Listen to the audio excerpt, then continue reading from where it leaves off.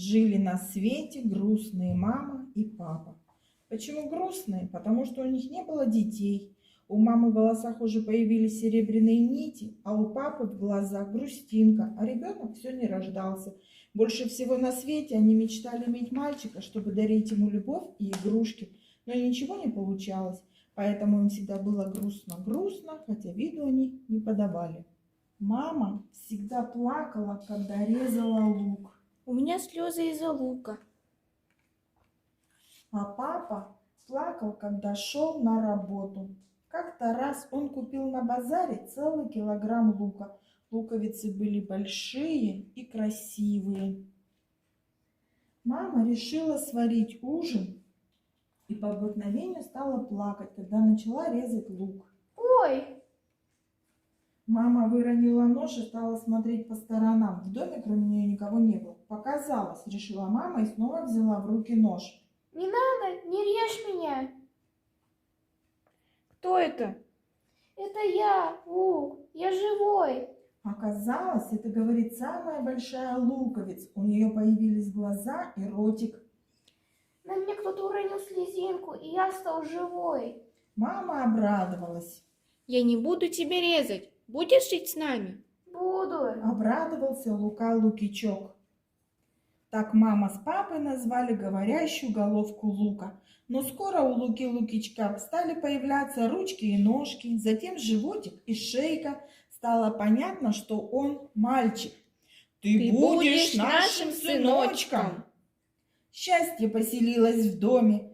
Мама и папа играли с Лукой Лукичком, дарили ему игрушки и книжки, учили его читать, а главное – быть добрым. Знаешь, какая самая большая на земле сила?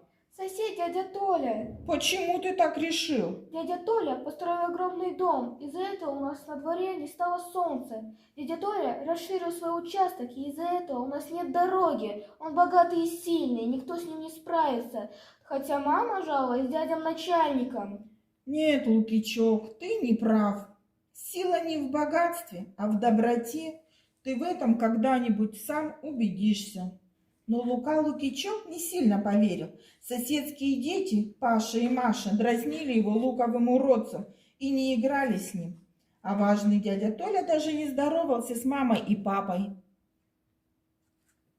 Однажды Лука Лукичок играл на дворе и увидел, что маленькое облачко зацепилось за дерево и от страха плакало.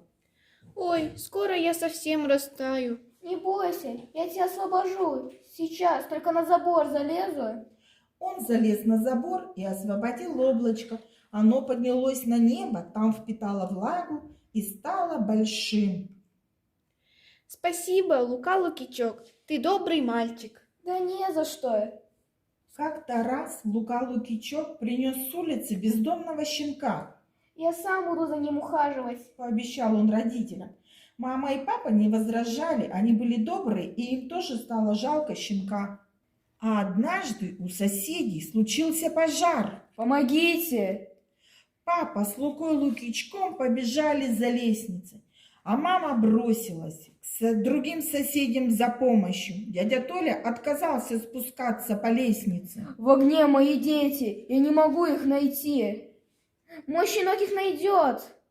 Закричал в ответ Лука Лукичок и отправил папу с щенком наверх. Щенок быстро нашел Машу и Пашу под кроватью, но спуститься никто не мог. Пожар охватил весь дом. Облачко, помоги мне. Только поднял он глазки на небо, как увидел, что помощь уже спешит. Облачко привело своих маму и папу, а это были большие, мощные тучи. Они пролились большим дождем, и пожар сразу потух. Спасибо. Помахал облачку рукой Лука Лукичок. Не за что. Сказали тучи и отбыли восвояси. С тех пор дядя Толя стал другим. Он освободил дорогу, построил другой дом поменьше, но тоже красивый. Стал говорить комплименты маме и помогать при случае папе, например, чинить крышу, ведь дядя Толя все умел. А главное, Паша и Маша стали дружить с Лукой Лукичком. От всеобщей любви Лука Лукичок постепенно превратился в настоящего мальчика. О том, что он прежде был Луком, напоминал лишь смешной хохолочек на голове. И скоро Лукичок пошел в школу. Главное, что он знал, самая главная сила – в доброте.